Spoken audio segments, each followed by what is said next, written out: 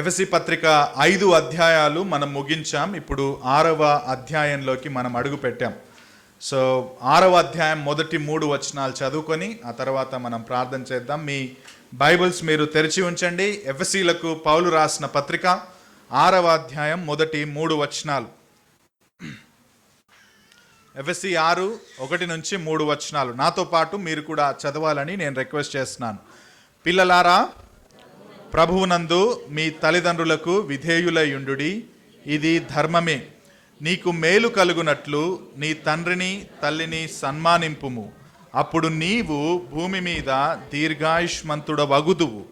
ఇది వాగ్దానముతో కూడిన ఆజ్ఞలలో మొదటిది. ప్రార్థన చేసుకుందాం. దేవా, గత కొన్ని వారాలుగా ఎఫెసీ పత్రిక 5 నుండి భార్య భర్త ఏ విధంగా ఉండాలి అన్న విషయాలు మేము నేర్చుకున్నాం. ఇదిగో ఈరోజు మరి కుటుంబంలో పిల్లల గురించి నేర్చుకోబోతున్నాం. దేవా, ఈ అన్ని విషయాలు మాకెవరో బయట నుంచి నేర్పించట్లేరు ప్రభువా. నీ వాక్యంలోనే చాలా సూటిగా మీరు మా కొరకు, మా కుటుంబాల కొరకు, మా జీవితాల కొరకు పరిశుద్ధాత్మ ద్వారా రాయించారు.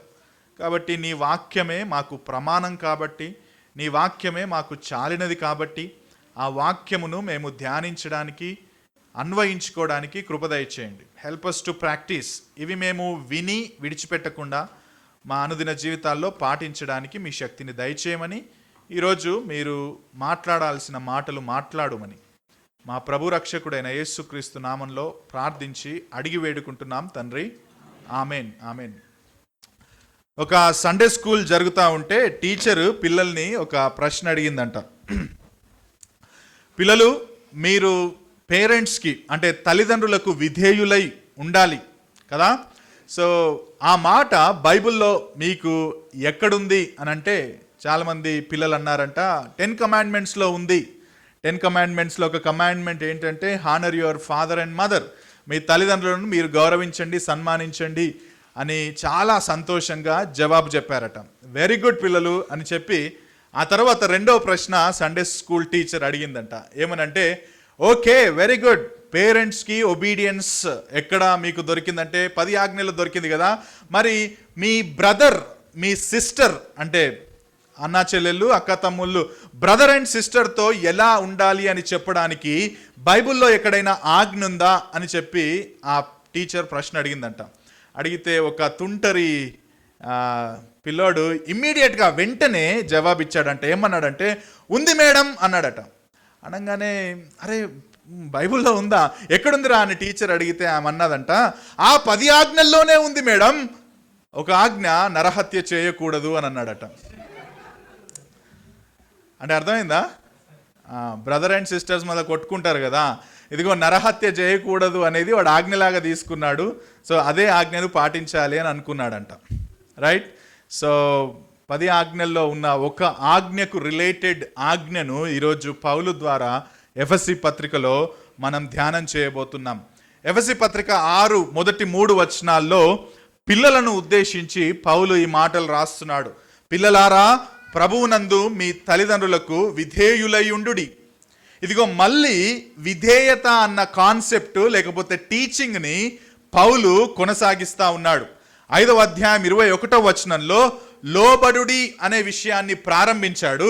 ఆ తర్వాత వైవాహిక జీవితంలో భార్య భర్తకు ఎలా లోబడి ఉండాలో దాన్ని చెప్పాడు. కానీ ఇప్పుడు 6వ అధ్యాయంలో పిల్లల దగ్గరికి వచ్చి కూడా ఇదిగో విధేయత అనే థ్రెడ్ని ఆయన కొనసాగిస్తున్నాడు. ఇక్కడ ఒక మాట నేను ప్రారంభంలోనే చెప్పాలనుకుంటున్నాను. ఒక రకంగా పేరెంటింగ్ పార్ట్కి పౌలు స్విచ్ అవుతా ఉన్నాడు. మ్యారేజ్ గురించి మాట్లాడాడు, తర్వాత పేరెంటింగ్ దగ్గరికి వెళ్తున్నాడు. నేను ఎందుకు ఈ విధంగా పౌలు దాన్ని పెట్టాడని ఆలోచిస్తే నాకు ఒక థాట్ వచ్చింది, కాబట్టి I want to share with you. పిల్లల పెంపకం, ఈ మాట వినండి జాగ్రత్తగా. Parenting always starts from your marriage life. అందుకే పిల్లల గురించి ముందు చెప్పలేడు Paul. First wife and husband గురించి చెప్పిన తర్వాత now he is coming to parenting. కాబట్టి ఈ మాట చెప్పనివ్వండి. నువ్వు పేరెంటింగ్లో స్ట్రగుల్ అవుతా ఉంటే, పిల్లల్ని ఎలా పెంచాలో నీకు తెలియట్లేదంటే, పిల్లల పెంపకంలో నువ్వు చాలా ఇబ్బందులు పడుతున్నావంటే, ద ఫస్ట్ థింగ్ నువ్వు కాన్సన్ట్రేట్ చేయాల్సింది ఏంటో తెలుసా?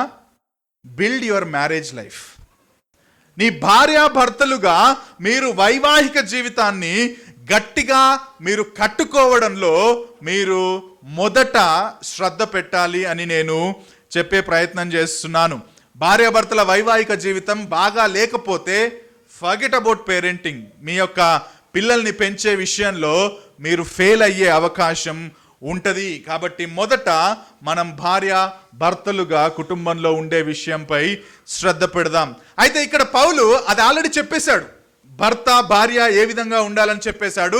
అందుకే ఇప్పుడు 6వ అధ్యాయంలో ఏమంటున్నాడంటే, పిల్లలారా తల్లిదండ్రులకు విధేయులై ఉండుడి అన్న మాటలతో మొదలు పెడుతున్నాడు. ఇక్కడ పిల్లలారా అనగానే ఫస్ట్ థింగ్ మనం ఏమనుకుంటామంటే, ఓకో ఇది నాకు కాదులే, మేబీ అలిత్యాకో ఆవ్యాకో అంటే నా పిల్లలు ఆ చిన్న వయసులో ఉన్న వాళ్ళకి కావచ్చుది, నాకు కాదులే అని మామూలుగా చదువుకొని వెళ్ళిపోయే అవకాశం ఉంటుంది.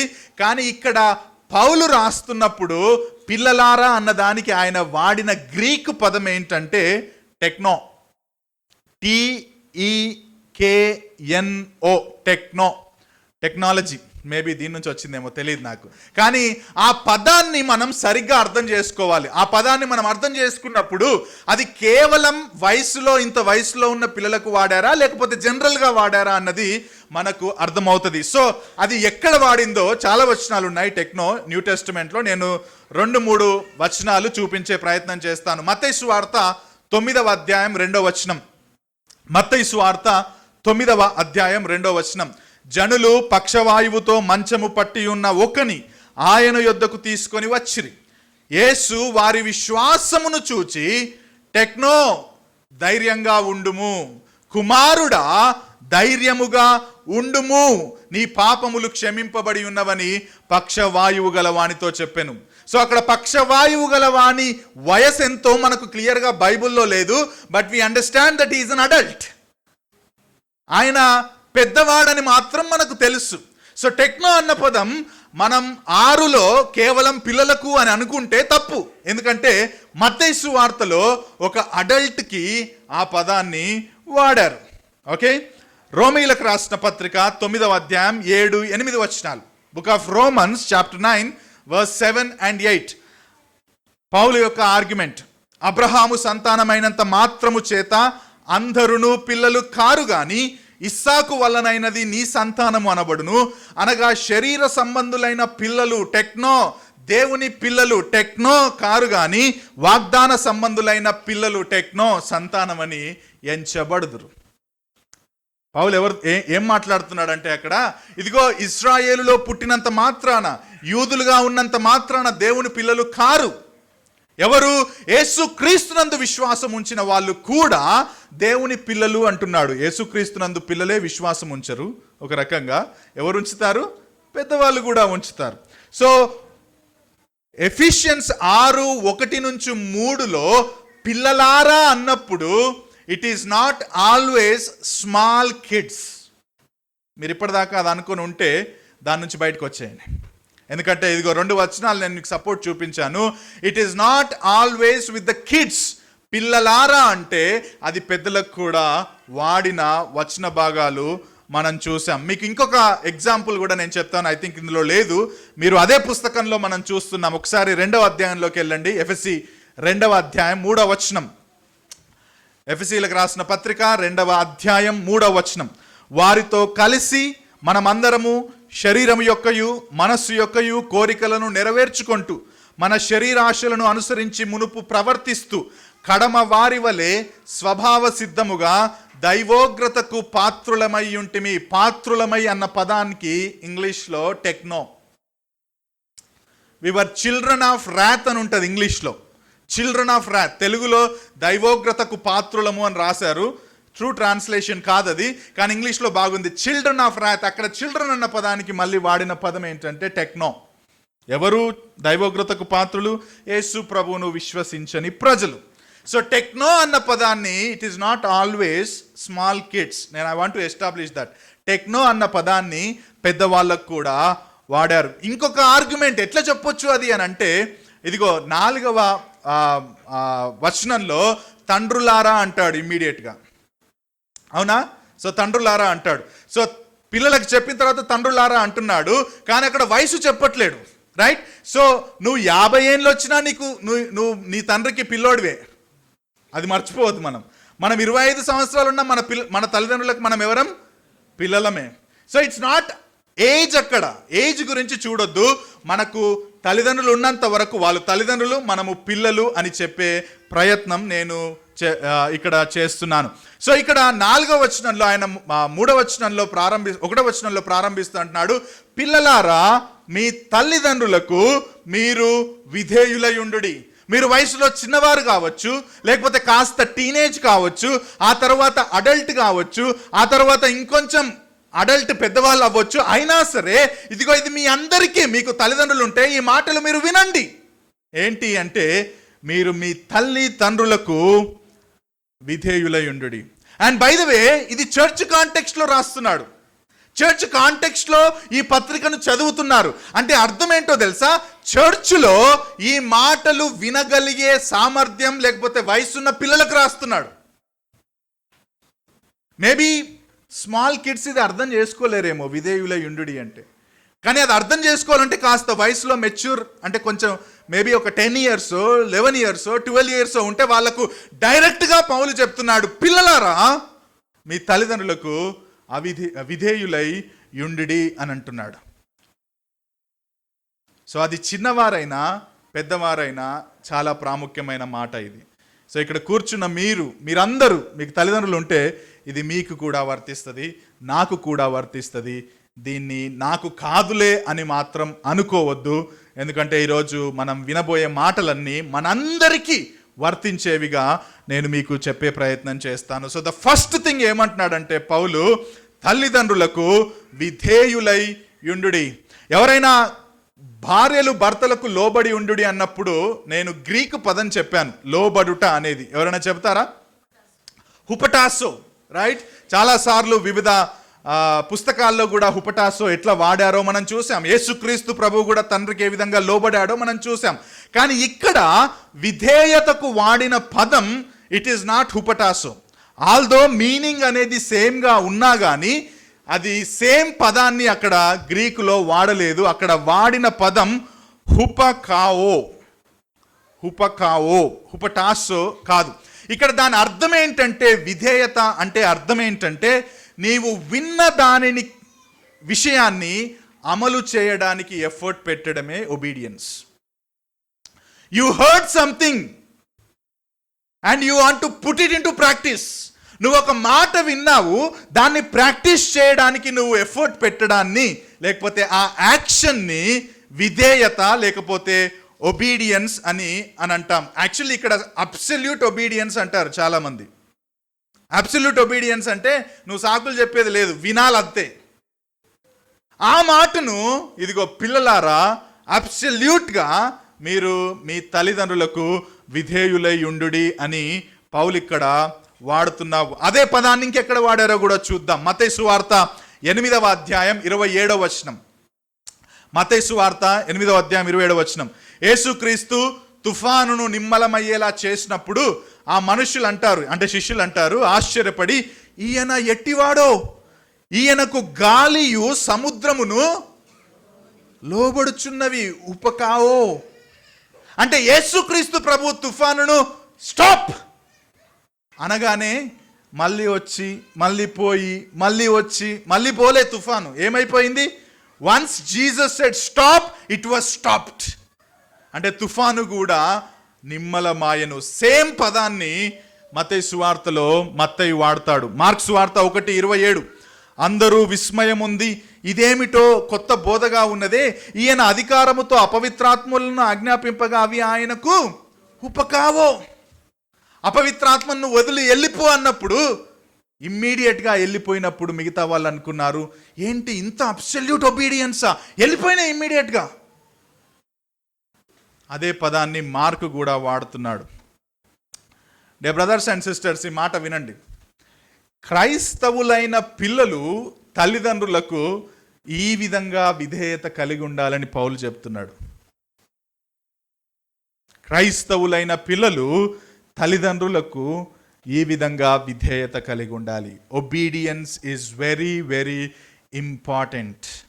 ఇక్కడ రెండు విషయాలు మనం అర్థం చేసుకోవచ్చు. ఆత్మపూర్ణులైన పిల్లలు అంటే రక్షించబడిన క్రైస్తవులు, రక్షించబడిన క్రైస్తవ పిల్లలు రక్షించబడిన తల్లిదండ్రులకు విధేయులై ఉంటారు. కొన్నిసార్లు రక్షించబడని తల్లిదండ్రులకు పాపములో తప్పితే మిగతా వాటిలో విధేయులై ఉంటారు. విధేయులై ఉండాలి, లేకపోతే ప్రయత్నం చేయాలి. నువ్వు ఆత్మపూర్ణుడిగా ఉండాలన్న విషయాన్ని కనుక గురించి ప్రార్థన చేస్తే, ఒక చైల్డ్గా నువ్వు ఉంటే నీ తల్లిదండ్రులకు, ఇదిగో ఇది చాలా ఇంపార్టెంట్, నీ తల్లిదండ్రులకు నువ్వు విధేయత కలిగి ఉండాలి. Obedience matters to God. ఆత్మపూర్ణులైన పిల్లలుగా ఉండాలంటే తల్లిదండ్రులకు విధేయులై ఉండడం ప్రాముఖ్యం. అంటే రక్షించబడిన విశ్వాసులు ప్రతిసారి సంపూర్ణంగా విధేయత చూపుతారని కూడా అర్థం కాదు. There is a caution there. Compulsory sinless perfection ఉంటుందా అంటే ఉండకపోవచ్చు, కానీ that should be the attitude. You have to make efforts to be obedient to your parents. మీ తల్లిదండ్రులకు విధేయత కలిగి ఉండడం అనేది దేవుడు ఆదేశించిన ఆజ్ఞగా నీవు నేను పిల్లలుగా అంటే రక్షించబడిన క్రైస్తవులుగా మనం తీసుకోవాలి. అందుకే పౌలు చెప్పిన మాట చాలా స్ట్రాంగ్గా చెప్తున్నాడు. భర్తలారా భార్యలను ప్రేమించండి, భార్యలారా భర్తలకు లోబడండి, కమాండ్. అండ్ పిల్లలారా తల్లిదండ్రులకు విధేయులై ఉండండి. Same tone, because it's a command, it's not a request.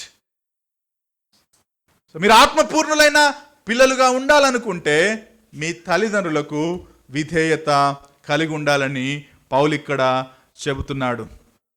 ఎందుకు పౌలు? Why? Give me the reasons.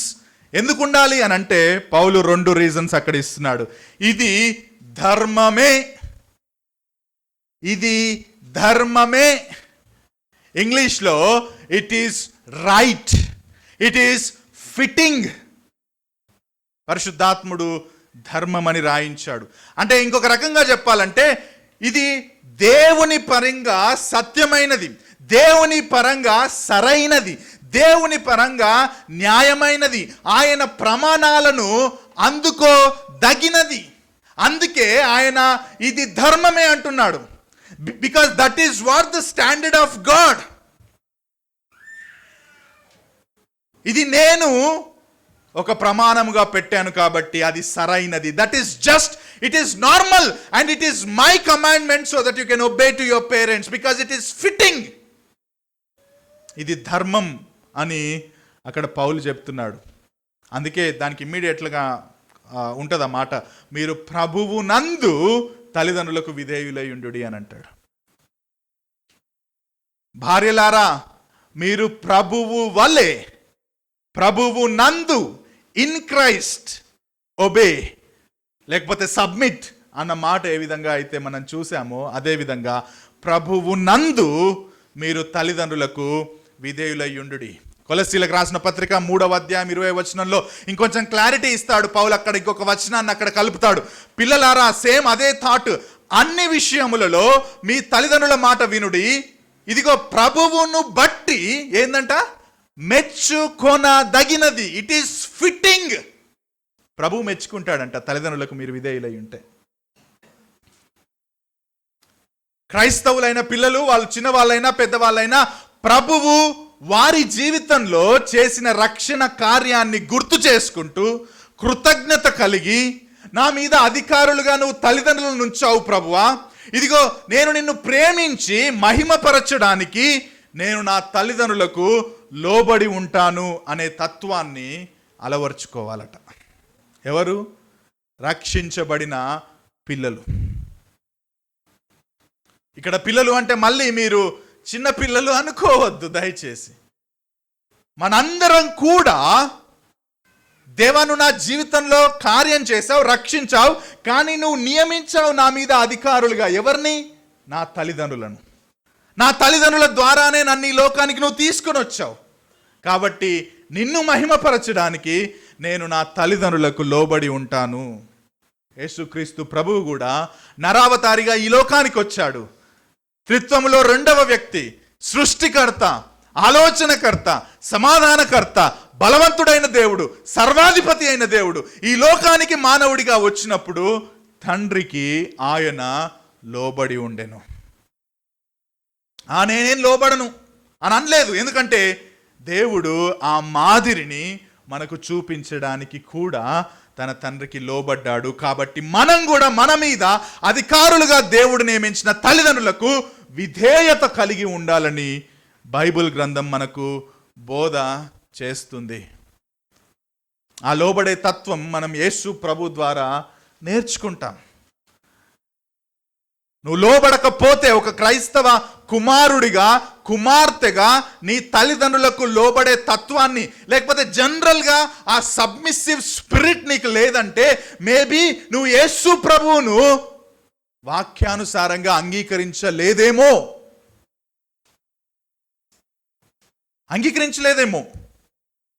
Maybe రిలీజియస్గా నువ్వు క్రిస్టియానిటీలో ఉన్నావేమో, సంఘానికి వస్తున్నావేమో, పాటలు పాడుతున్నావేమో, వాక్యం చదువుతున్నావేమో, కానీ లోపల నిజమైన మారు మనస్సు నీకు కలగలేదేమో. ఎందుకంటే Jesus Christ himself he obeyed. He was a perfect model for obedience. And క్రిస్టియన్స్గా ఉండడంలో ఒక మోస్ట్ ఇంపార్టెంట్ థింగ్ ఏంటో తెలుసా అండి? Not just listening, obedience to the word of God. నువ్వు ఒబీడియన్స్ చూస్తేనే నువ్వు ఫ్రూట్ బేరింగ్ అవుతావు, అంటే నువ్వు ఫలిస్తావు. నువ్వు ఫలించట్లేకపోతే మొదటిగా నువ్వు ఒబీడియన్స్ చూపట్లేదేమో దేవుని మాటలకు. And if you are not consistently obeying the word of God, you are not a Christian at all. So let me ask you this question, are you a Christian? నిజంగా నువ్వు రక్షించబడ్డావా? రక్షించబడ్డానన్న భ్రమలో ఉన్నావా? యేసుక్రీస్తు ప్రభు ఈ లోకానికి ఇదిగో రెబీలియస్గా ఉన్న, డిసొబీడియంట్గా ఉన్న మనల్ని ఒబీడియంట్ పీపుల్గా చేయడానికి వచ్చాడు. Why Jesus came to this earth అనుకుంటున్నారా మీరు? దేవుని మాటను ఆదిలోనే ధిక్కరించారు ఆదాము అవ్వలు, ఆదిలోనే ధిక్కరించారు. డిసొబీడియంట్, ఒబే చేయమని ఆజ్ఞిస్తే పాపం వలన డిసొబే చేశారు. యేసుక్రీస్తు ప్రభు ఎందుకు వచ్చాడంటే ఈ డిసొబీడియంట్ పీపుల్ని తిరిగి ఒబీడియంట్ పీపుల్గా చేయడానికి వచ్చాడు. So if you are not obedient Christian, maybe you are not a Christian. Examine your heart.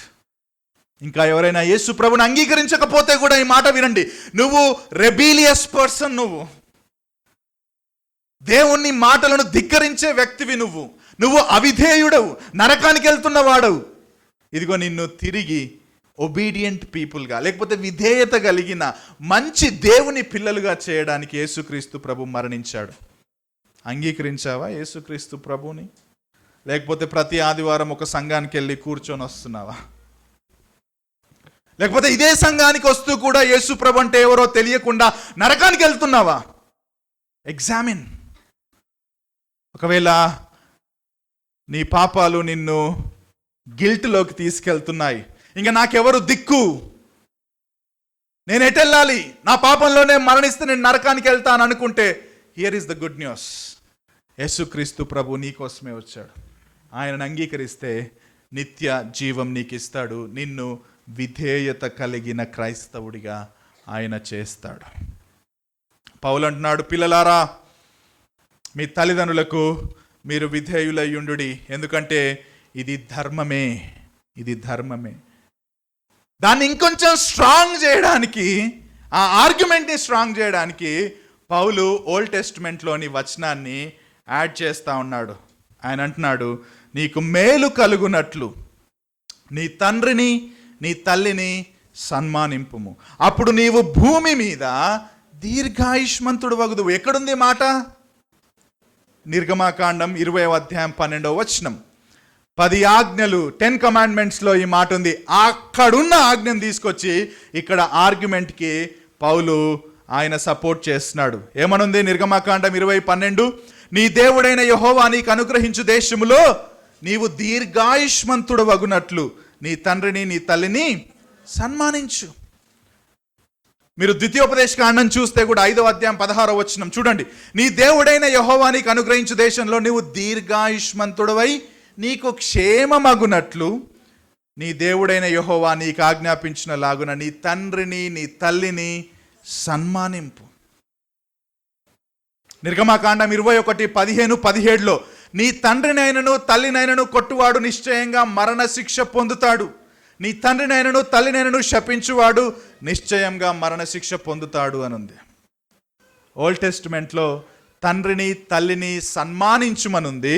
ఒకవేళ తండ్రిని తల్లిని కొట్టితే లేకపోతే శపిస్తే మరణశిక్ష పొందుతాడనుంది. ఒక రకంగా పాత నిబంధనలో తల్లిదండ్రులను సన్మానించడం లేదా గౌరవించడం అంటే వారికి విధేయత చూపడం. ఒకవేళ నువ్వు వాళ్ళను అగౌరవపరుస్తున్నావంటే నువ్వు అవిధేయుడవు, నీకు శిక్ష వస్తుంది అని. వెరీ స్ట్రాంగ్ కమాండ్మెంట్స్ ఓల్డ్ టెస్టిమెంట్లో. వారిని అగౌరవపరిస్తే అది అవిధేయతతో సమానం. అవిధేయులను దేవుడు శిక్షిస్తాడు ఓల్డ్ టెస్టిమెంట్ లా ప్రకారం. ఈ మాటలు ఎవరికి చెప్పాడు? యాక్చువల్లీ నిర్గమకాండం 20వ అధ్యాయం ద్వితీయోపదేశకాండంలో ఇశ్రాయేలీయులకు. వాళ్ళు ఐగుప్తు నుంచి విడిపించబడ్డారు, ఇప్పుడు ఎక్కడికి వెళ్తున్నారు? కనానుకు వెళ్తున్నారు. కనానుకు ప్రయాణం అవుతుంటే మధ్యలో ఈ 10 ఆజ్ఞలు, వాళ్ళు ఒక కమ్యూనిటీగా ఉన్నారు. ఇశ్రాయేలీయులు అందరికీ కూర్చోబెట్టి అందులో ఉన్న పిల్లలను ప్రత్యేకంగా ఉద్దేశించి మాట చెప్తున్నాడు. పిల్లలారా, అంటే పెద్దవాళ్ళు కూడా ఉన్నారు దాంట్లో, మీ తల్లిదండ్రులకు విధేయులై ఉండుడి, ఎందుకంటే నువ్వు దీర్ఘాయుష్మంతుడు అవుతావు. ఎక్కడ దీర్ఘాయుష్మంతుడు అవుతాడు? మీరు కనానుకి వెళ్ళబోతున్నారు, మీకు ఒక కొత్త దేశానికి మిమ్మల్ని నడిపించబోతున్నాను. అక్కడ మీరు మీ జీవితాలను దేవునికి ఇష్టమైన జీవితాలుగా పొడిగించబడాలంటే మీరు మీ ప్రయాణంలో మీరు తల్లిదండ్రులకు విధేయులై ఉండుడి అంటున్నాడు.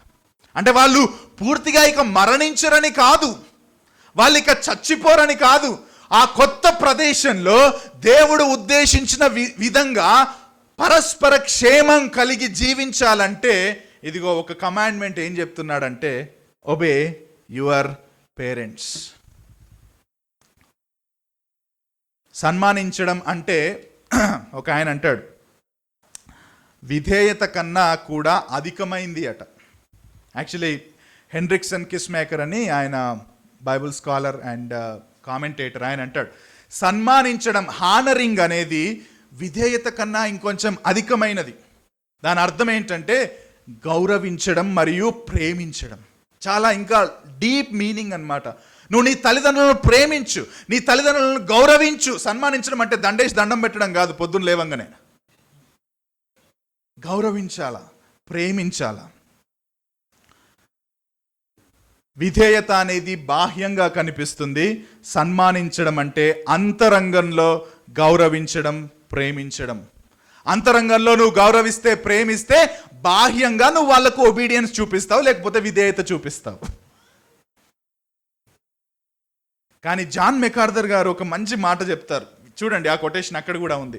అంతరంగంలో సరైన వైఖరి లేని విధేయత వేషధారణ అంటాడు. నీకు లోపల నీ తల్లిదండ్రుల పట్ల ద్వేషం ఉంది, నీ తల్లిదండ్రుల పట్ల గ్రంబ్లింగ్ యాటిట్యూడ్ ఉంది, కానీ బయట నువ్వు వాళ్ళు ఏది చెప్తే అది చేసావు అనుకో, అది కరెక్ట్ కాదు అంటున్నాడు. నా మాటలు అర్థమవుతున్నాయా? లోపల అబ్బా మా నాయన పొద్దున్న లేస్తే ఇంత ఇట్లా చేస్తాడు, అసలు ఆయన లోపల ఫుల్ ఉంది, కానీ ఇక్కడ పోయి అది కిరాణా షాప్కి వెళ్ళి తీసుకురారా అంటే అట్లా గునుక్కుంటానో సొనుక్కుంటానో మొత్తానికి పోయి తీసుకొని వస్తావు. సో అది వేషధారణ అంటున్నాడు జాన్ మెకార్థర్ గారు. ఎందుకంటే the real obedience should flow out from the real genuine love and respect in the heart. The beauty of the Bible ఏంటో తెలుసా అండి? It always deals with the heart. మన బయట యాక్షన్స్ కాదు, always deals with the heart. నీ heart ఎట్లా ఉంది? మీ తల్లిదండ్రులు చెప్పేది మీరు అంతరంగంలో ద్వేషిస్తూ, ఇష్టం లేకుండా, స్వార్థపూరితంగా చేస్తూ ఉంటే అప్పుడు మీరు వేషధారులు అవుతారు. అది సరైన విధేయత కాదు. దేవుడు విధేయత వెనకాల గల మీ యాటిట్యూడ్ని చూస్తాడు, వైఖరిని చూస్తాడు. ఎందుకంటే వైఖరి సరైనదైతే విధేయత దాన్ని ఫాలో అవుతుంది. తప్పుడు వైఖరితో కూడిన విధేయత వేషధారణ తప్ప మరొకటి కాదు. కానీ పౌలు ఇక్కడ చెబుతుంది, ఈ వేషధారణతో కూడిన విధేయత కాదు, అంతరంగంలో కూడా సరైన విధేయత కలిగి తల్లిదండ్రుల పట్ల మనం గౌరవం లేకపోతే ప్రేమ కలిగి ఉండాలి అని అంటున్నాడు. అది ధర్మమే. ఎందుకో తెలుసా? నువ్వెందుకు విధేయులై ఉండాలో తెలుసా? ఇదిగో, నువ్వు విధేయులై ఉంటే నువ్వు దీర్ఘాయుష్మంతుడు అవుతావు. నువ్వు దీర్ఘాయుష్మంతుడు అవుతావంటే నీ రోజులు పొడిగించబడతాయి. నువ్వు చావవు అని కాదు, నీ రోజులు పొడిగించబడతాయి. తల్లిదండ్రులకు అవిధేయులైన పిల్లలు, ఈ మాటలు వినండి, జాగ్రత్తగా వినండి. ఒకవేళ మీరు తల్లిదండ్రులకు అవిధేయులై ఉన్నారనుకోండి, డిసొబీడియంట్ చిల్డ్రన్ ఉన్నారనుకోండి, ఇట్ ఈజ్ ఆల్వేస్ పాసిబిలిటీ అంటున్నారు చాలామంది, always possibility that you don't submit to other authorities as well. నువ్వు ఇంట్లో ఉన్న తల్లిదండ్రులకు అవిధేయుడిగా ఉంటే చాలాసార్లు బయట ఉన్న సిస్టమ్స్ లేకపోతే నీ మీద అధికారులుగా ఉన్న వాళ్ళకు కూడా నువ్వు అవిధేయుడిగా ఉండే అవకాశం ఉంటుంది.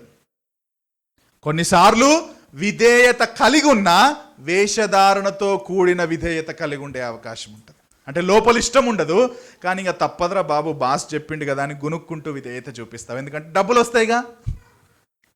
కానీ హార్ట్ గురించి మాట్లాడితే, if a person is disobedient to their parents, is parents, he has a problem in the heart. ఆయన బయట కూడా మిగతా వాళ్ళ అధికారానికి ఆయన ఒప్పుకోడు. So God is concerned with the heart. అప్పుడు ఏమవుతుంది అని అంటే, ఇదిగో ఈ మాట వినండి, తల్లిదండ్రులు చెప్పే మంచి మాటలకు ఎవరైతే విధేయత చూపరో అప్పుడు వాళ్ళు మా మీద అధికారులు తల్లిదండ్రులు కాదు, మేమే, కాబట్టి నా ఇష్టం వచ్చినట్టు నేను చేస్తా అని జీవితాన్ని వ్యర్థం చేసుకునే అవకాశం ఉంటుంది. ఫర్ ఎగ్జాంపుల్,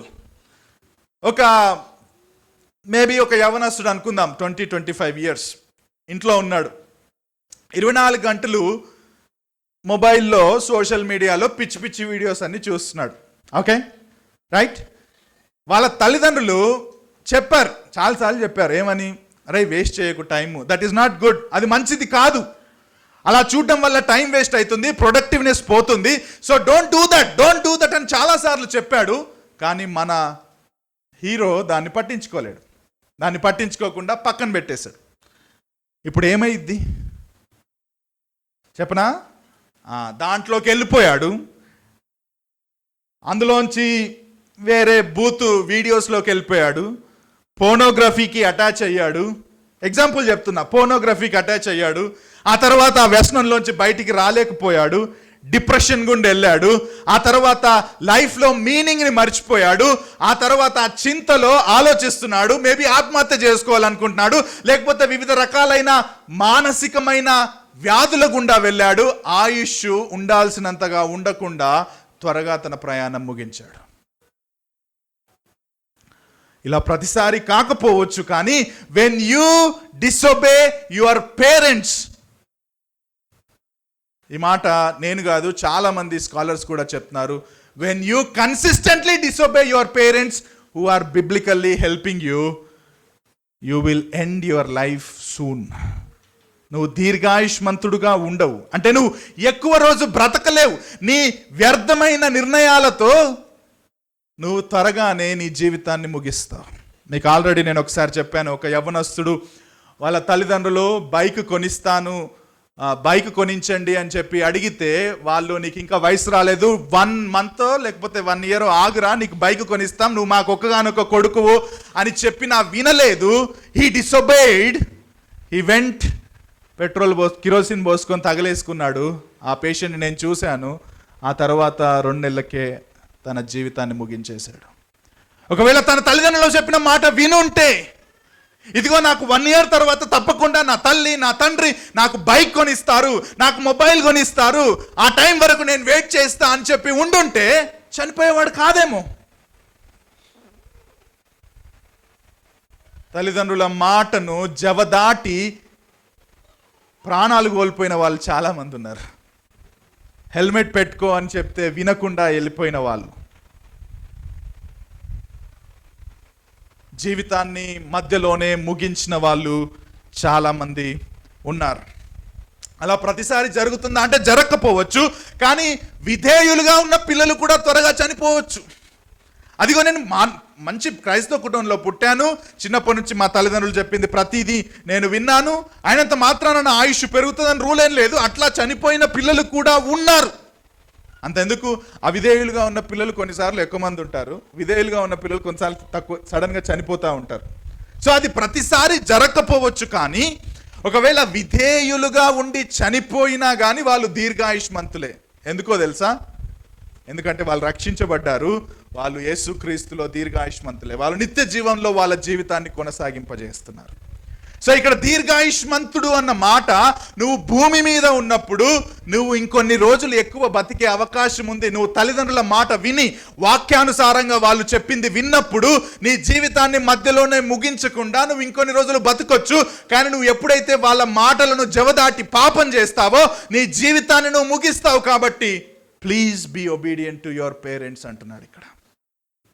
పాత నిబంధనలో వాళ్ళు కనాను దేశంలో మీరు కాస్త ఎక్కువ రోజులు జీవించడానికి అని వాళ్ళకి చెప్పిన ఆజ్ఞని ఇక్కడ పౌలు నూతన నిబంధనలలో ప్రజలకు చెబుతూ this is most important my dear brothers and sisters అని ఆయన చెబుతున్నట్టుగా మనం చూడొచ్చు.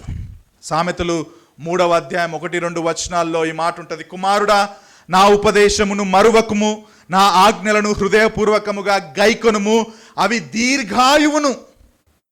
ఏంటండి దీర్ఘాయువు అంటే? సేమ్ ఇంతకుముందు అన్నాం కదా, ఏంటది? దీర్ఘాయుష్మంతుడు. దీర్ఘాయువును, సుఖ జీవితముతో గడుచు సంవత్సరములను, శాంతిని నీకు కలగజేయును. Brothers and sisters, if you obey your parents you will have this సుఖ జీవితంతో గడిపే సంవత్సరాలు, శాంతి. తల్లిదండ్రుల మాటను జవదాటి అశాంతిని తెచ్చుకున్న పిల్లలు ఎంతమంది? సామెతలు 19:16, ఆజ్ఞను గైకొనువాడు తన్ను కాపాడుకొనువాడు, తన ప్రవర్తన విషయమై అజాగ్రత్తగా ఉండువాడు చచ్చును. చచ్చిపోతారు.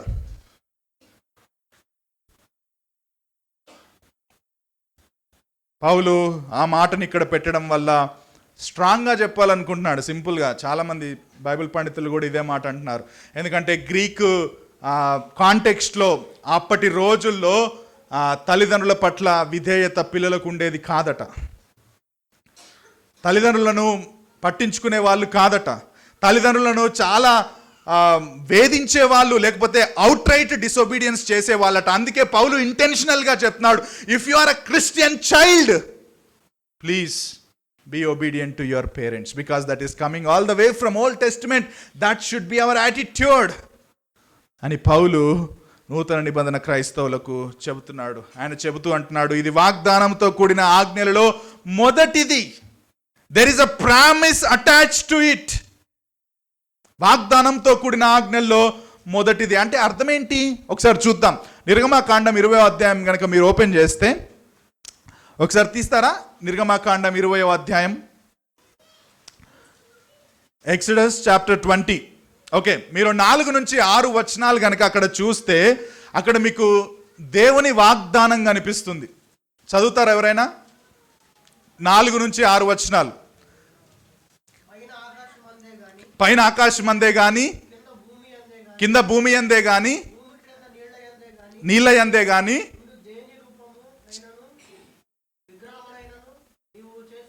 నువ్వు విగ్రహాన్ని చేసుకోకూడదు, ఏ రూపంలో కూడా. రైట్? ఓకే. వాటికి సాగిలపడకూడదు, పూజింపకూడదు. ఏలయనగా నీ దేవుడైన యెహోవా. రైట్, ఇది వినండి చాలా. నన్ను ద్వేషించు వారి విషయములో 3-4 తరముల వరకు తండ్రుల దోషమును కుమారుల మీదికి రప్పించుచు, నన్ను ప్రేమించి నా ఆజ్ఞలు గైకొను వారిని 1000 తరముల వరకు కరుణించు వాడనై ఉన్నాను. మీరు ఆ లాస్ట్ 2 లైన్లు చూస్తే this is like a promise కదండి. ఇదిగో నువ్వు 3-4 తరాల వరకు తండ్రుల దోషం కుమారుల మీద రప్పిస్తాను ఒకవేళ మీరు అట్లా చేస్తే. లేకపోతే నా ప్రేమించిన నా ఆజ్ఞలు గైకొంటే 1000 తరాల వరకు కరుణిస్తాను అంటే it is looking like a promise. So చాలామంది ఇక్కడికి వచ్చి ఏమంటారంటే ఇది మొదటి ఆజ్ఞ కాదండి. ఎన్నో ఆజ్ఞ? ఇది 2వ ఆజ్ఞ. ఎందుకంటే పైన 4-6 వచనాల్లో ఇచ్చిన కమాండ్మెంట్కి కూడా there is a promise attach to it. ఏంటో ప్రామిస్? ఇదిగో నా ఆజ్ఞలు గైకొంటే 1000 తరాల వరకు నేను కరుణిస్తాను ఆల్రెడీ ప్రామిస్ చేశాడు. అది ఫస్ట్ ప్రామిస్. ఇదిగో ఈ తల్లిదండ్రులను సన్మానిస్తే దీర్ఘాయుష్మంతుడు అవుతావు అనేది సెకండ్ ప్రామిస్ అని చాలామంది ఆర్గ్యూ చేస్తారు.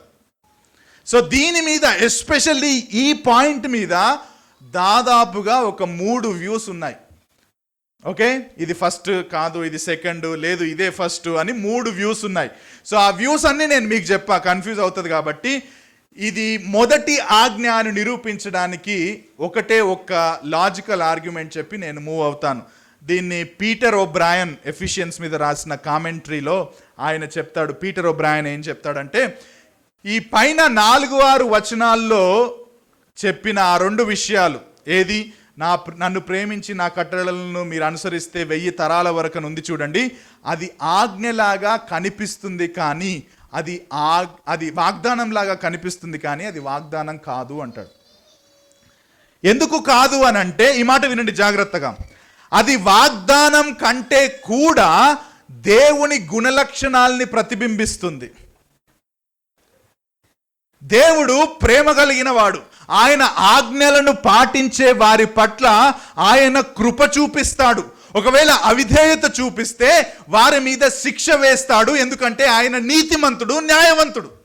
ఆయన నీతిని, న్యాయమును, ఆయన ప్రేమను, ఆయన కరుణను చూపించే గుణలక్షణాలను ఆ 4-6 వచనాల్లో చూస్తాం.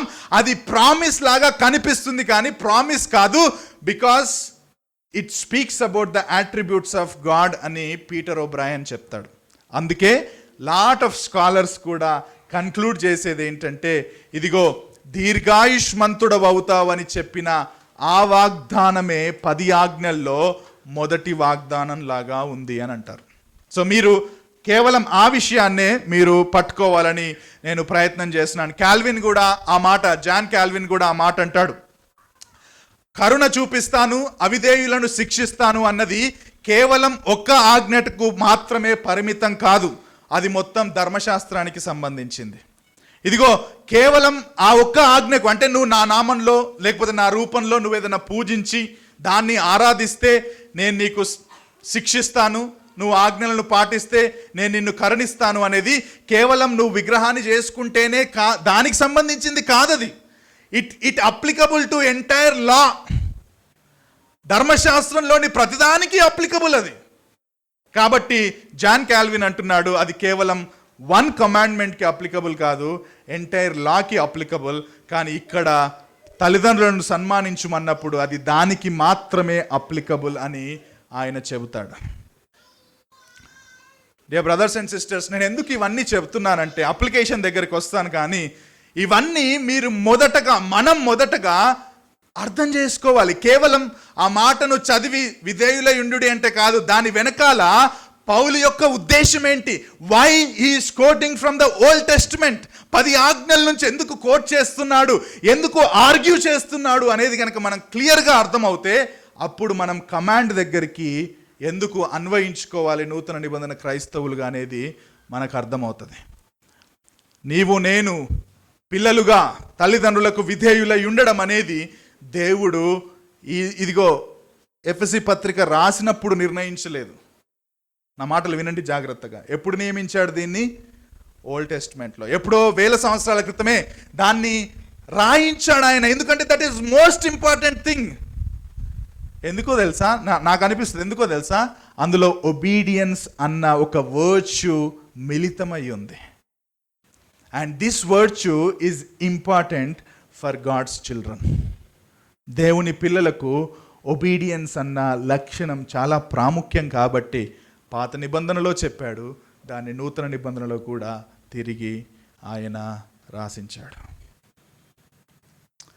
నువ్వు దేవా, పరిశుద్ధాత్మ దేవా, నీ ఆత్మ చేత నన్ను నింపు, నీ శక్తి చేత నింపు, ఆత్మ పూర్ణుడిగా నేను ఉండాలి అని కనుక ప్రార్థన చేస్తే, నువ్వు ఒక క్రైస్తవ కుమారుడవు, కుమార్తె అయితే, నీకు క్రైస్తవ తల్లిదండ్రులు ఉంటే, ఇదిగో ఈ మాట వినండి, నువ్వు ఆ ప్రార్థన చేస్తే దేవుడు చెప్పే జవాబు ఏంటో తెలుసా? Be obedient to your parents. నీ తల్లిదండ్రులకు నువ్వు విధేయులై ఉండుడి. What is the application? ఏంటి అప్లికేషన్ చెప్పి నేను క్లోజ్ చేస్తాను. ద ఫస్ట్ థింగ్ ఏంటంటే, మీరు క్రైస్తవ కుమారులు కుమార్తెలైతే, ఈ మాట వినండి, నువ్వు రక్షించబడ్డావు, నువ్వు క్రైస్తవుడవు, నువ్వు క్రైస్తవురాలవైతే, నీ తల్లి నీ తండ్రిని నువ్వు గౌరవించాలి. Shame on Christians who don't respect their parents. సంఘానికి వచ్చి ప్రార్థన చేయడం కాదు, సంఘానికి వచ్చి పాటలు పాడడం కాదు, వెళ్ళి కుటుంబంలో నీ తల్లిని తండ్రిని గౌరవించు. ఆ రోజుల్లో నేను చెప్తా ఉంటాను మా పిల్లలకు, మా డాడీ వస్తున్నాడు అంటే, నేను ముందు రూమ్లో కూర్చుంటే ఒకవేళ మా డాడీ అట్లా ఇంట్లోకి వస్తున్నాడు అంటే, ఆయన ఏం కోరుకునేది ఎక్స్పెక్ట్ చేయడు, డిమాండ్ చేయడు మా డాడీ, కానీ నేను లేచి నుంచునేదండి. మా డాడీ నన్ను బాగా హగ్ చేసుకొని ప్రేమించి ముద్దులు పెట్టి అటువంటిది ఏం చేయలేదు మా డాడీ, కొంచెం డిఫరెంట్ మా డాడీ. కానీ స్టిల్ ఆయన అట్లా వస్తున్నాడు అంటే నేను లేచి నుంచునేది. దేవుడు అట్లా పెట్టాడు, అప్పటికి నేను ఇంకా రక్షించబడలేదు. ఒక అన్బిలీవర్గా ఉన్నప్పుడే నేను అట్లా చేస్తే, ఒక బిలీవర్గా if I don't do that, if I don't respect my father and mother, shame on my Christian life. ప్రసంగాలు చేయొచ్చేమో కానీ వేస్ట్. అంటే లేచి నుంచుంటేనే గౌరవం అని కాదు. ఓకే, చాలామంది బయట లేచి నుంచుంటారు, కానీ హృదయంలో ఇంకా కూర్చొని కాలు మీద కాలేసుకుంటారట. అర్థమైందా? యాక్షన్లో మాత్రం ఇట్లా లేచి నుంచుంటారేమో, లోపల మాత్రం కాలు మీద కాలేసుకొని కూర్చుంటారు. అంటే ప్రైడ్ అన్నమాట. అందుకే మెకార్థర్ గారు ముందే చెప్పారు, that is hypocrisy. So if you are a Christian, మీ తల్లిదండ్రులను మీరు గౌరవించండి, వారిని చిన్న చూపు చూడకండి. ఎందుకంటే పౌలు అంటున్నాడు, అది మీకు మేలును క్షేమాన్ని ఇస్తుంది, మీ తల్లిదండ్రులను గౌరవించడం, ప్రేమించడం. వారు మాట్లాడేటప్పుడు వినండి, వారి మాటలకు గౌరవంగా బదులివ్వండి. వయసులో పెద్దగా కాగానే కొన్నిసార్లు ఇది ఒక టెంప్టేషన్ మనకు కదా, నాలెడ్జ్ మనకు పెరుగుతున్నా కొద్దీ వాళ్ళు చెప్పే మాటలు వినమన్నమాట. మనం అందరం, నేను కూడా, we are all in the same boat. We don't incline our ears. వాళ్ళు చెప్పేది పూర్తిగా చెప్పనివ్వం కూడా కొన్నిసార్లు. నీకేం తెలియదు, నువ్వు అబ్బా.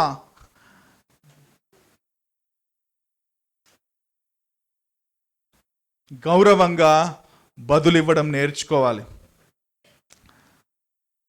వయసులో కొంచెం పెద్దయ్యాక, ఎస్పెషల్లీ ఫీమేల్స్, ఈ మాటలు వినండి. వయసులో నువ్వు పెరుగుతున్నా కొద్దీ ఇంట్లో చిన్న చిన్న పనులు చేసి నీ తల్లికి, ఒకవేళ మేల్స్ అయితే తండ్రులకు సహాయకరంగా ఉండాలి. అసలు పిల్లల గురించి కాదు, పెద్దోళ్ళు కూడా కొన్నిసార్లు 25-30 అయినాక కూడా ఇంకా పెద్దవాళ్ళకు పనులు అప్పచెప్తా ఉంటారు చాలా విషయాలు.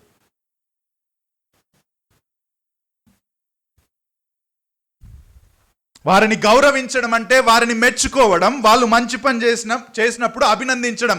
ఇది very poor in our country. కుటుంబంలో కృతజ్ఞతలు చెప్పొద్దు, కుటుంబంలో అప్రిషియేట్ చేయొద్దు, కుటుంబంలో వాళ్ళను మెచ్చుకోవద్దు. That is common in our country. And పేరెంట్స్కి మనం అసలే చెయ్యం.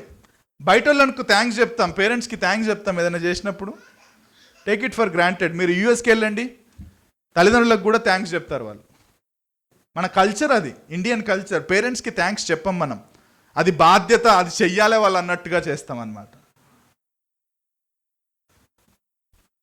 వారు చూపించిన ప్రేమకు కృతజ్ఞతలు చెప్పండి. నాకు గుర్తుంది, మా మమ్మీకి ఒకసారి ఎప్పుడో థ్యాంక్స్ చెప్తే వింతగా చూసింది నన్ను. ఎందుకంటే మన కల్చర్లో ఉండదు కదా అది. అండ్ మోస్ట్ ఇంపార్టెంట్లీ, మీ తల్లిదండ్రుల కొరకు ప్రార్థన చేయండి. ఎందుకంటే అది ప్రభువుకు ఇష్టమైనది, ప్రభువు మెచ్చుకునేది. 2 తిమోతి 3 మొదటి 3 వచనాల్లో చూస్తే, 2 తిమోతి 3వ అధ్యాయం మొదటి 3 వచనాల్లో అంత్య దినాల్లో అపాయకరమైన కాలములు వచ్చును అని చెబుతూ పౌలు ఈ మాట అంటాడు. మనుషులు అంత్య దినాల్లో ఎట్లుంటారంటే, ఇదిగో స్వార్థ ప్రియులు అని మొదలు పెడతాడు. దాని మధ్యలో ఒక మాట ఏంటో తెలుసా? తల్లిదండ్రులకు అవిధేయులు. At the end of the age ఏమవుతుందంట అంటే పిల్లలందరూ తల్లిదండ్రులకు అవిధేయత కలిగి ఉంటారంట. డే బ్రదర్స్ అండ్ సిస్టర్స్, మీ తల్లిదండ్రులు అంటే మన తల్లిదండ్రులు మనల్ని వాక్య విరుద్ధమైన పాపము చేయమని చెబితే తప్ప, ఒకవేళ అది రీజనబుల్గా వాళ్ళు కొన్ని విషయాలు చెబితే మనం వారికి విధేయత చూపాలి. ఒకవేళ నువ్వు దాన్ని అగ్రీ చేయకపోతే అట్లీస్ట్ ఎందుకు అగ్రీ చేయట్లేదు అనేది వాళ్ళకు ఎక్స్ప్లెయిన్ చేయాలా, వాళ్ళని కన్విన్స్ చేయాలా. అట్లా కాకుండా వాళ్ళు చెబుతూ ఉంటే అవుట్ రైట్గా ఇది అవసరం లేదని అవిధేయత అంటే ఒక రకంగా వాళ్ళను ఇగ్నోర్ చేస్తుంటే, ముఖం మీదనే వాళ్ళను నో చెబుతూ ఉంటే, that is not a Christian virtue. At least give reasons, ఎందుకు నువ్వు ఈ విషయాన్ని అంగీకరించలేకపోతున్నావు అని చెప్పి వాళ్ళకు చెప్పు, ప్రేమగా ప్రార్థన చెయ్యి. అది లేకుండా వాళ్ళ ముఖం మీద డోర్ వేయకు. That is not a Christian virtue. వారి ఆధీనంలో, వారి అధికారంలో నువ్వు ఉన్నంత కాలం, ఒకే ఇంట్లో ఉన్నంత కాలం దేవుడు వాళ్ళను నీ మీద అధికారిగా నియమించాడు కాబట్టి, మీరు వారి చేత పోషింపబడుతున్నారు కాబట్టి, పాపములో తప్పితే మిగతా వాటిలో రీజనబుల్గా మీరు లోబడాలి. రీజనబుల్గా మీరు లోబడాలి. ఈ మాట కూడా చెప్పానండి. పెళ్ళైన వాళ్ళు చాలామంది ఉంటారు ఇక్కడ నాతో పాటుగా. మ్యారేజ్ అయ్యాక కూడా తల్లిదండ్రులను పట్టించుకోవాలి. డెఫినెట్గా వివాహం అయ్యాక భార్య భర్తకు, భర్త భార్యకు ప్రాధాన్యతనివ్వాలి. కానీ తల్లిదండ్రులను పూర్తిగా పట్టించుకోకుండా ఉండొద్దండి. If you are a Christian child, వారికి వృద్ధాప్యంలో తోడుగా ఉండాలి, వారికి వైద్యం చేయించాలి, వారికి ఆర్థిక అవసరతలు ఉంటే తీర్చాలి. That is the responsibility of a Christian child.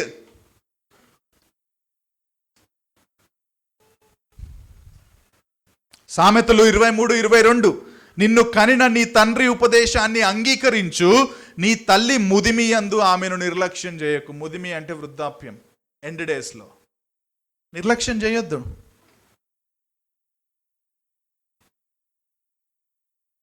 దగ్గర పెట్టుకో, ఓల్డ్ ఏజ్ హోమ్లో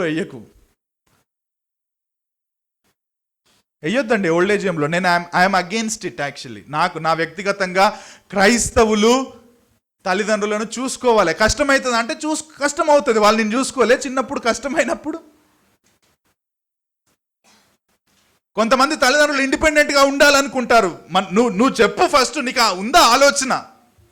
మా మదర్ని రామమ్మి అంటే రావట్లేదు ఆమె. ఎందుకంటే she wanted to live in that village, అక్కడే ఉండాలి, అక్కడే ఇండిపెండెంట్గా ఉండాలని ఉంది. Then that's okay. But otherwise are you having that attitude towards your parents?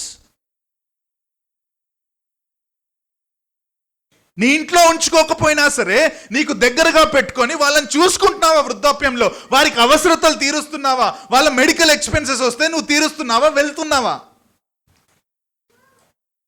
ఆ విషయంలో దేవుడు నాతో బాగా డీల్ చేశాడు. మా మదర్ విషయంలో నేను కొంచెం అట్లా రెబీలియస్గా ఉండేది.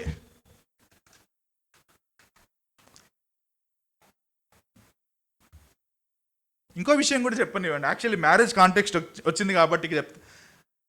భార్యాభర్తలు మ్యారేజ్లో ఏమవుతారో తెలుసా? భర్త తన తల్లిని తండ్రిని విడిచి భార్యను హత్తుకొనును, వారిద్దరూ. ఇది ఎవ్వరు చెప్పరు మీకు, ఈ మాట వినండి. ఏక శరీరములో అర్థమేంటో తెలుసా అండి? నీ భర్త, నీ భార్య తల్లిదండ్రులు నీకు తల్లిదండ్రులు అవుతారు.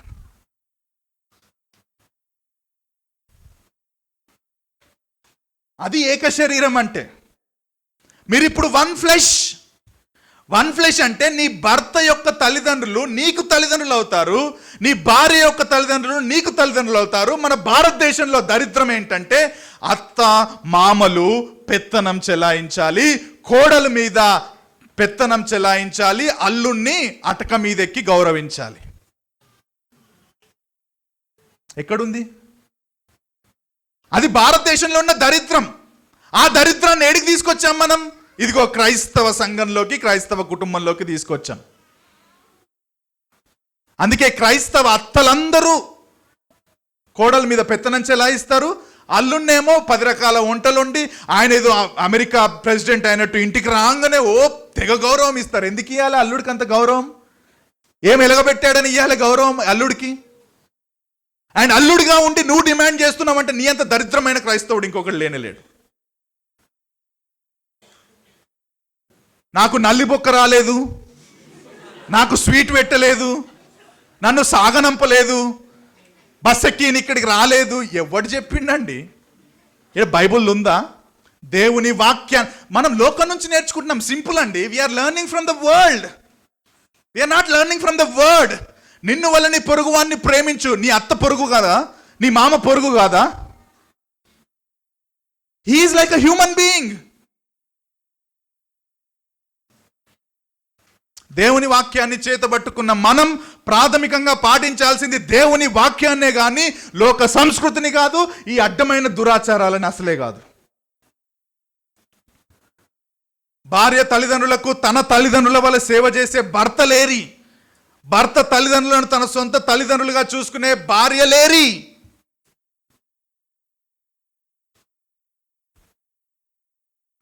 రూపా వాళ్ళ ఫాదర్ చనిపోయాడు. 2-3 సార్లు నాకు చెప్పాడు నా అల్లుడు ఎంత బాగా చూసుకుంటాడు అని. And I have seen with my own eyes. ఆయన చనిపోవడానికి ముందు ఎంత సేవ చేశారో నాకు తెలుసు వ్యక్తిగతంగా. నా అల్లుడు బంగారం అని చెప్పాడు ఆయన. నాకు వాళ్ళకి చెప్పాడో లేదో తెలియదు కానీ. ఆయన ఆంటీని కూడా రా ఆంటీ మాతోటే ఉండు అని ఇప్పటికీ చెప్తాడంట రూప వాళ్ళ మదర్కి. నీ భార్య తల్లిదండ్రులు నీకు శత్రువులు ఎట్లయితారండి? And I know some couples వేధిస్తారు అత్తమామల్ని. సిగ్గులేదు వాళ్ళకి అసలు. ఒక క్రైస్తవుడిగా బైబిల్ చేత పట్టుకొని అత్త మీద మామ మీద పగ తీర్చుకొని లోపల ద్వేషం పెట్టుకున్న వాళ్ళు అసలు క్రైస్తవులే కాదు, గలీజ్. ప్రేమించడానికి పిలువబల్లా నువ్వు?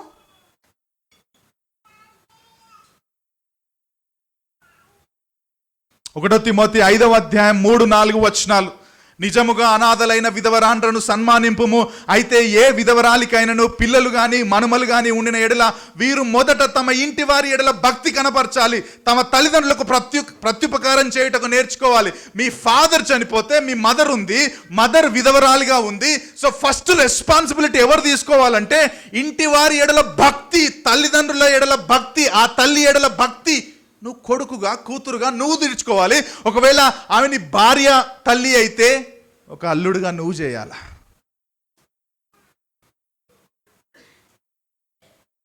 సంఘం కాదు అనాథల గురించి విధవరాండ్ర గురించి ప్రాథమికంగా చూసుకోవాల్సింది ఎవరో తెలుసా? పిల్లలు.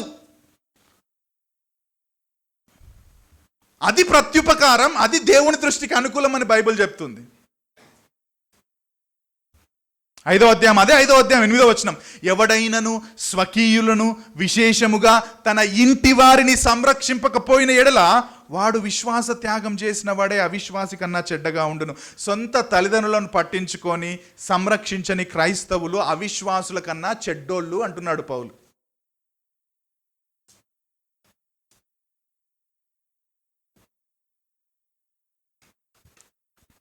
సామెతలు 23-25. అసలు భార్య, ఈ మాట వినండి, పెళ్ళయింది, భార్య తన తల్లికో తన తండ్రికో డబ్బులు పంపాలని ఆశపడుతుంది. భర్తగా నువ్వేం చేయాలో తెలుసా? ఏం చేయాలండి? ఇట్లా సైలెంట్గా ఉండన్నా? ఏం చేయాలా? వస్తలేవు మాటలు, రావు. అది మన దరిద్రం.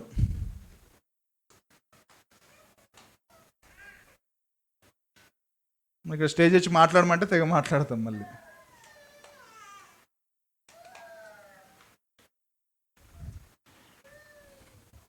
సామెతలు 23:25, నీ తల్లిదండ్రులను నువ్వు సంతోషపెట్టాలి, నిన్ను కనిన తల్లిని నువ్వు ఆనందపరచాలి. ఐ నో సమ్ కపుల్స్ అండి, నాట్ లవింగ్ అత్తా మామస్.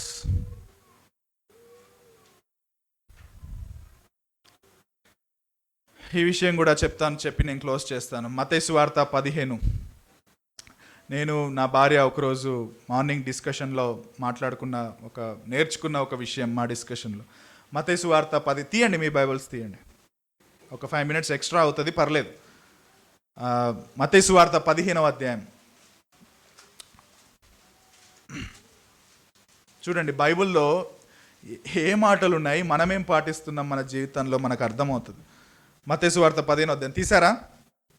2వ వచనం దగ్గర చూస్తే, పరిసయ్యులు యేసు యొద్దకు వచ్చి, నీ శిష్యులు చేతులు కడుగు కొనకుండా భోజనం చేయుచున్నారే, వారెందు నిమిత్తం పెద్దల పారంపర్యాచారమును అతిక్రమించుచున్నారని అడిగారా? అప్పుడు యేసుప్రభు ఏమన్నాడు? మీరును మీ పారంపర్యాచారము నిమిత్తమై దేవుని ఆజ్ఞను ఎందుకు అతిక్రమించుచున్నారు? తల్లిదండ్రులను ఘనపరచుమనియు తండ్రినైనను తల్లినైనను దూషించువాడు తప్పక మరణము పొందవలననియు దేవుడు సెలవిచ్చెను. ఎక్కడుంది ఇది? పాత నిబంధనలు, రైట్? మీరైతే ఒకడు తన తండ్రినైనను తల్లినైనను చూచి, నా వలన నీకేది ప్రయోజనమగునో అది దేవార్పితము, కొర్బాన్, ఇంగ్లీష్లో కొర్బాన్ అని చెప్పిన ఎడల అతడు తన తండ్రినైనను తల్లినైనను ఘనపరచనక్కరలేదని చెప్పుచున్నారు. మీరు మీ పారంపర్యాచారము నిమిత్తమై దేవుని వాక్యమును నిరర్ధకము చేయుచున్నారు. ఈ కొర్బాన్ అంటే యాక్చువల్లీ పరిసయ్యులు రాసుకున్న కొన్ని నియమాలు, కొర్బాన్ నియమాలు అని అంటారు. యాక్చువల్లీ మిష్నా అండ్ నెదీమ్ పరిసయ్యుల గ్రంథాల్లో రాసుకున్న కొన్ని నియమాలు అవి కొర్బాన్. దాంట్లో ఏం రాసుకున్నారంటే, వాళ్ళు తల్లిదండ్రులకు డబ్బులు ఇవ్వాలని కొంత మనీ ఏదైతే ఉంచుకుంటారో అది దేవాలయానికి అంటే టెంపుల్కి ఇచ్చేద్దామని సమర్పించుకుంటారంట. So this is for the temple అని డబ్బులు పక్కన పెట్టేస్తారంట. అది ఎలా ఉండేదంటే, ఒకసారి అట్లా మొక్కుకున్నారనుకో, ఒకవేళ ఇంట్లో ఎస్పెషల్లీ పేరెంట్స్ తల్లిదండ్రులు వాళ్ళు వృద్ధాప్యంలో ఉన్నారు, వాళ్ళకు మెడికల్ ప్రాబ్లం ఉంది, వాళ్ళ మీద ఖర్చు చేయాల్సి వచ్చింది, వాళ్ళకు అవసరతలు ఉన్నాయి, అవి ఎంత ఎమర్జెన్సీ వచ్చినా సరే ఇవి మేము ఆల్రెడీ మొక్కేసుకున్నాం కదా, ఇవి మేము వాడము అని చెప్పి తల్లిదండ్రులను నిర్లక్ష్యం చేసే వాళ్ళంట. కానీ ఆ నియమాలు పాటించడానికి ఆ డబ్బును తల్లిదండ్రులకు యూజ్ చేసేవాళ్ళు కాదట. అర్థమైంది కదా నా మాట? That is corban. ఒకవేళ నువ్వు వచ్చి ఎందుకు నువ్వు చూడట్లేదంటే, దట్ ఈస్ కొర్బాన్. నేను దేవుడికే ఇచ్చేసిన దైవార్పితం అయిపోయిందని చెప్పి ఆ బాధ్యతల నుంచి తప్పుకునే వాళ్ళంట. ఇక నాకు సంబంధం లేదు, నా దగ్గర డబ్బులన్నీ ఎవరికి ఇచ్చేసినా దేవునికి ఇచ్చేసిన కాబట్టి ఐఎమ్ నాట్ అకౌంటబుల్ అని చెప్పేసి తల్లిదండ్రులను వదిలేసే వాళ్ళంట ఎట్టికి. సో యేసుక్రీస్తు ప్రభు దాన్ని తీసుకొచ్చి చెప్తున్నాడు, ఇట్లుంది మీ పరిసయ్యుల జీవితం. అందుకే ఆయన కోట్ చేస్తుంది ఎక్కడ అంటే, మళ్ళీ ఓల్డ్ టెస్టిమెంట్లో కోట్ చేస్తున్నాడు ఆర్గ్యుమెంట్. ద పాయింట్ ఏంటంటే, ఇక్కడ ఒక్క పాయింట్ నేను చెప్పదలుచుకుంది ఏంటంటే,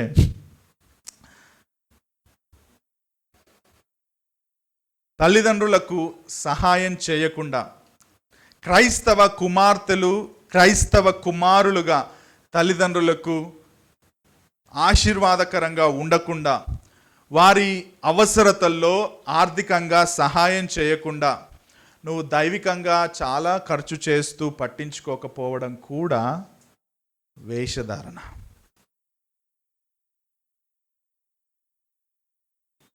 నువ్వు బయట బాగా ఖర్చు పెడుతున్నావేమో నీ కుటుంబానికి, లేకపోతే ఈవెన్ చర్చ్కి ఇస్తున్నావేమో, నువ్వు సంవత్సరం మొత్తం చాలా డబ్బులు ఇస్తున్నావేమో చర్చ్కి. కానీ నీ మదరు ఫాదరు జెన్యూన్ నీడ్ ఉంటే నువ్వు ఆమెను పట్టించుకోకుండా మిగతా ఎంత చేసినా కానీ again it is a hypocrisy అన్నట్టు. Dear brothers and dear sisters, ఈరోజు నా మెయిన్ ఫోకస్ అంతా ఒకటే. మీ తల్లిదండ్రులకు మీరు విధేయులై ఉండడం అంటే, మీరు ఎంత పెద్దగా అయినా సరే, ఎంత డబ్బు సంపాదించినా సరే, love your parents. Not only love your parents, love your spouse parents. నీ భార్య నీ భర్త తల్లిదండ్రులను కూడా నీ తల్లిదండ్రుల్లాగా నువ్వు ప్రేమించు. నువ్వు కోడలుగా కూడా క్రైస్తవ కోడలుగా ఉండాలా. కోడలేంటి అసలు? కూతురులా ఉండాలా. అల్లుడేంటి అసలు? కొడుకుగా ఉండాలా. నీ తల్లిదండ్రులు అల్లు. ప్రేమించు, గౌరవించు, క్రీస్తు సాక్షిగా నిలబడు. ఎందుకంటే నువ్వు దీర్ఘాయుష్మంతుడు అవుతావు. దేవుడు నిన్ను దీవిస్తాడు. దేవా, ఈ మాటలు మా వినికిడిలో మీరు దయచేసినందుకు థ్యాంక్ యూ.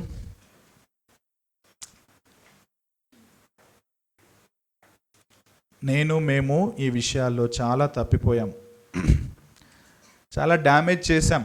మా రిలేషన్షిప్స్ మా ఫాదర్తో, మా మదర్తో మేము చాలాసార్లు ఇటువంటి ప్రవర్తన కలిగి, క్రీస్తుకు విరుద్ధమైన ప్రవర్తన కలిగి ఉన్నాం.